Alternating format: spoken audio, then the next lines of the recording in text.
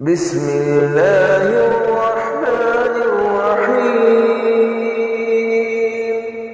أرأيت الذي يكذب بالدين فذلك الذي يدعو اليتيم ولا يحض على طعام المسكين فويل للمصلين